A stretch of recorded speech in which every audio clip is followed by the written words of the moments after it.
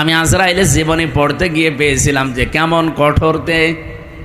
এই পৃথিবীতে যখন আদম নবীকে আল্লাহ বানাবেন তো মাটি নিতে পাঠিয়েছিলেন ফেরেশতাদের, যারে যারে পাঠিয়েছে একটা ফেরেশতাও মাটির কন্দন দেখে পারে নাই। শেষ পর্যন্ত আজরাইল এসে থাবা লাগিয়েছিল, খামসা দিয়েছিল মাটিতে, ও কন্দন করেছিল। আজরাইল বলেছে, দেখেন আপনার কন্দনে আমার মন গলবে না, কারণ আমি আমার মালিকের নির্দেশ পালন করছি। অথচ এর আগে 3 ফেরেশতা কিন্তু এসেছিল, জিবরাইল, মিকাইল, ইসরাফিল। কন্দন দেখে তারা ভুলে গেছে, পারে নাই।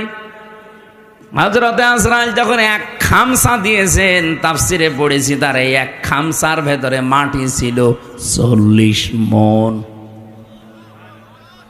ওইটা দিয়ে আমাদের আদম নবীকে আল্লাহ বানিয়েছিলেন, আদি পিতাকে। 60 হাত লম্বা, 36 হাত মোটা। আমার মনে হয় এরকম মানুষ যদি এখানে আসে আমরা অনেক অজ্ঞান হয়ে যাব। আপনি চিন্তা করতে পারেন, 60 হাত লম্বা, এদিকে মোটা হচ্ছে 36 হাত। এই রকম কঠিন এবং কঠোর হৃদয়ের একজন ফেরেশতা।